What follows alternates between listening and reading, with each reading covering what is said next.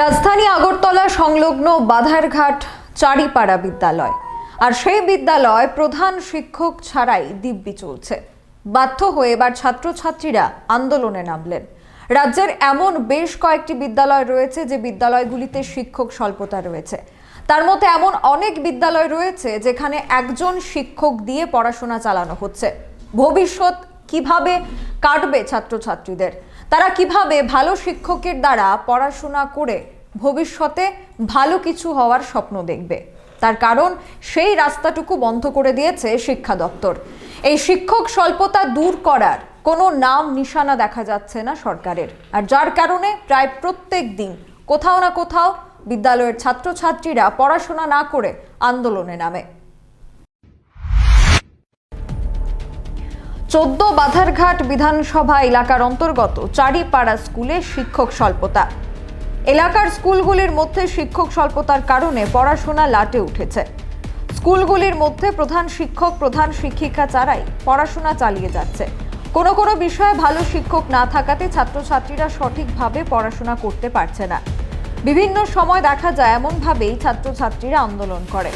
এলাকার বিধায়িকা মীনারানী সরকারকে জানিয়েও কোনো কাজ হয়নি।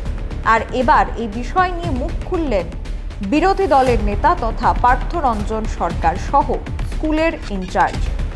Bureau report, social Bangla. প্রত্যেকে নমস্কার জানাচ্ছি।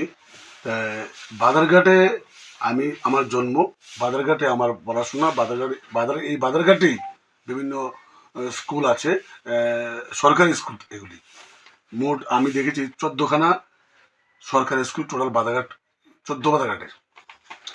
এবার আমরা বিভিন্ন সোর্সের মাধ্যমে এবং স্কুলে গিয়ে যে তথ্য পেলাম স্কুল টিচার, হেডমাস্টার বা আদার টিচারের কাছ থেকে, এই বাধারঘাটে কোনো স্কুলেরই মানে পরিমাণ মতো টিচার নেই, ম্যাডাম নেই, শিক্ষক শিক্ষিকার প্রচণ্ড অভাব। ছাত্রছাত্রী এবং ক্লাস অনুযায়ী প্রথম শিক্ষকের সমস্যা, দ্বিতীয়ত পঠন পাঠন একদম লাঠে পৌঁছে গেছে। সরকারি স্কুলগুলি বাধারঘাটে একদম অধপতনের দিকে চলে গেছে। বিশেষ করে আমার বাড়ির সামনে একটা স্কুল আছে, চারিপাড়া হায়ার সেকেন্ডারি স্কুল। এখানে প্রাইমারি সেকশন একটা, হায়ার সেকেন্ডারি সেকশন একটা। প্রাইমারিটা সকালবেলা হয়, আর হায়ার সেকেন্ডারিটা দুপুর থেকে দুপুরে হয়। তো এখন প্রাইমারি সেকশনের লোক 1 to 5, এখানে 1 to 5 ক্লাস সেকশন আছে, এর মধ্যে এবি মিলিয়ে ধরেন 7-8টা ক্লাস হয়। শুরুতেই 7-8টা ক্লাস করে শুরু হয়, শেষ হয়। তাই এইভাবে টিচারের সংখ্যা হইল গিয়া আর বর্তমানে 5। 1 to 5 পাঁচটা শ্রেণী, সেকশন ওয়াইজ এখানে আরো টোটাল ক্লাস হয় 7টা ভাগে ওই 1 to 5। এই 7টা ক্লাসের জন্য 5 জন টিচার। এর মধ্যে কালকে সোমবার একজন রিটায়ারমেন্ট করবেন, থাকবে আর 4 জন। তারপরে যারা ডেপুটেশন এসছে এবং 2 জন টিচার আছে, তারাও আজ থেকে 2-3 মাসের মধ্যে তারাও এখানে স্কুল ছেড়ে চলে যাবে। তাহলে দেখা যাবে বাধারঘাটের এই যে চারিপাড়া স্কুলের যে প্রাইমারি সেকশন, এখানে 1 to 5 এর জন্য থাকবে 2 জন টিচার। হায়ার সেকেন্ডারি জান আপনি 6 to 12, এখানে কলা বিভাগ, কমার্স, তারপর বিজ্ঞান, এরকম 3টা সেকশন রয়েছে 12-এ, 11-12-এ এবং 1 to 10। ওইখানে টিচারের প্রচণ্ড অভাব এবং শিক্ষার পরিকাঠামো একদম অধপতনে চলে গেছে। স্কুলের টিচাররা এই স্বল্পতার কারণে তারাও খুব অসুবিধায় ভুগছেন, তারাও কষ্ট পাচ্ছেন যে স্টুডেন্টদের তারা রীতিমতো শিক্ষা ব্যবস্থা আনতে পারছেন না, তাদের শিক্ষা দিতে তাদের খুবই অভাব হচ্ছে। এবং এই এলাকায় যারা আমাদের গার্জিয়ানরা রয়েছেন, এই ফুটফুটে শিশুদের, যারা সকালবেলা এনে মা বাবা বা কোনো গার্জিয়ান এনে স্কুলে দিয়ে যান, তাদের মধ্যে তো ভীষণ অভিযোগ যে আমাদের ছেলেরা, মেয়েরা বা শিশুরা এই স্কুলে সত্যিকার শিক্ষিত হতে পারছে না, তাদের শিক্ষকতার অভাবের কারণে, এবং এর ইনফ্রাস্ট্রাকচার অনেক দুর্বল হয়ে পড়েছে। রাজ্য সরকার শিক্ষা ব্যবস্থা, প্রথমত আমি দেখবেন স্বাস্থ্য ব্যবস্থা তো শেষই, শিক্ষা ব্যবস্থাটাকে অধপতনে ঠেলে দিয়ে ওই প্রাইভেট যে কনসার্নগুলি, এগুলিকে এগিয়ে নেওয়ার চেষ্টায় তারা ব্যস্ত। ওইখানে তাদের মুনাফাটা একটু বেশি। তাই আমি আমাদের বাধারঘাটের বর্তমান বিধায়িকা, ওনার প্রতি আমি আহ্বান রাখবো, উনি যে কাল ঘুমে চলে গেছেন এলাকার ডেভেলপমেন্ট ছেড়ে দিয়ে, এবং শিক্ষা ব্যবস্থার প্রতি ওনার কোনো খেয়াল নেই, উনি যেন এই শিক্ষা ব্যবস্থাকে খেয়াল করে এর উন্নতি সাধন করেন এবং স্কুলে পরিমাণ মতো পর্যাপ্ত পরিমাণে শিক্ষক শিক্ষিকার ব্যবস্থা করেন, পরিকাঠামোকে ডেভেলপ করার সচেষ্ট ভূমিকা উনি নেন। আমি আশা করব উনি নেবেন। ওনার মন্ত্রিসভাতে উনি আলোচনা করবেন, মুখ্যমন্ত্রীকে উনি অবগত করবেন এই বাধাঘাটের শিক্ষা ব্যবস্থা সম্বন্ধে। বিশেষ করে প্রাইমারি সেকশনগুলিতে যে টিচারের যে স্বল্পতা, এই স্বল্পতা যেন উনি অতি সত্বর দূর করেন এবং পর্যাপ্ত পরিমাণে শিক্ষক শিক্ষার ব্যবস্থা করেন।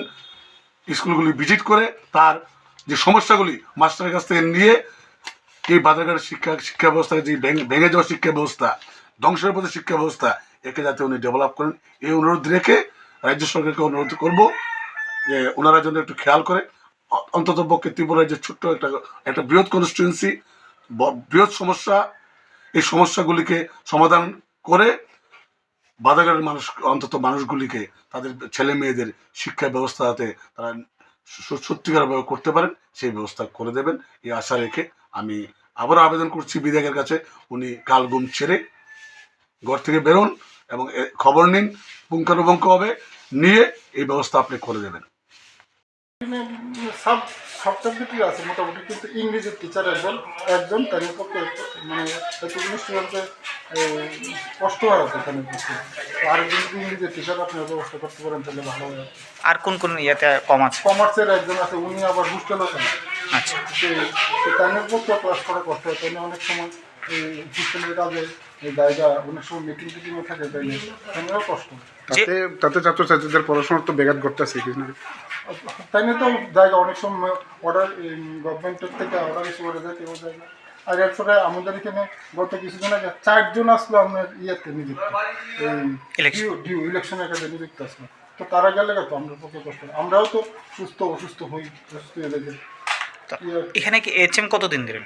এইচএম 10 মাস যাবত। এইচএম নয়, এইচএম নয়। এই ব্যাপারে কি আপনার শিক্ষা অধিকার জানানো আমি হয়েছে? মানে এমনিতে ফোনে পার্সোনালি মানে প্রত্যেকটি পেয়েছি। আমাদের মাননীয় বিধায়িকারও জানাচ্ছি ব্যাপারটা, আমাদের যে স্কুলে ওনারও নজর আমরা নিচ্ছি। এইখানে বিধায়িকার নাম কি? আমাদের মাননীয় সরকার নজর। ওনার কি বক্তব্য? উনি চেষ্টা করতেছেন।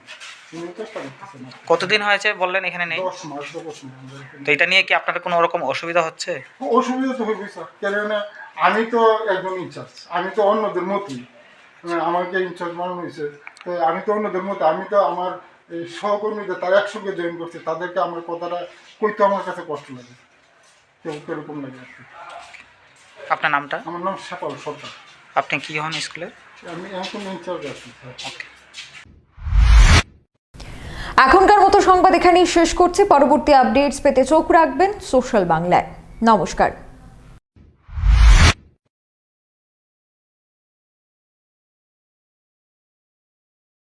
না রে, রেজিস্ট্রি করে বিয়ে করব। গয়নাগাটি কিছু হবে না রে। দিদিকে আর কত চাপ দেব বল?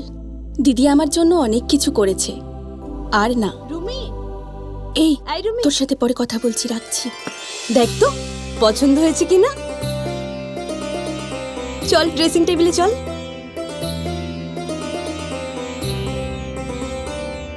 দিদি তুই পছন্দ হয়েছে? তুই নিজে বিয়ে করলি না, আমায় লেখাপড়া শেখালি, আজ বিয়ে দিচ্ছিস, মা বাবার কোনো অভাব রাখিসনি, আজ এভাবে সাজাচ্ছিস কেন? কোনো দিদি কি পারে না তার আদরের বোনের মা বাবা হতে? তোকে কি সুন্দর লাগছে। রাধাকৃষ্ণ জুয়েলারিতে চলছে বিবাহ মঙ্গল উৎসব। বিয়ের গয়নার প্যাকেজ মাত্র 1 লক্ষ টাকা থেকে শুরু। প্রতি বিয়ের গয়নার প্যাকেজের মজুরিতে থাকছে 15% ডিসকাউন্ট এবং ফ্রি ইন্স্যুরেন্স। তাছাড়াও জ্যোতিষ বিষয়ক পরামর্শ দেওয়ার জন্য আমাদের শোরুমে থাকছেন হস্তরেখাবিদ প্রান্তোষ ভট্টাচার্য, জ্যোতিষশাস্ত্রী, কলকাতা। অ্যাপয়েন্টমেন্টের জন্য অগ্রিম নাম নথিভুক্ত করুন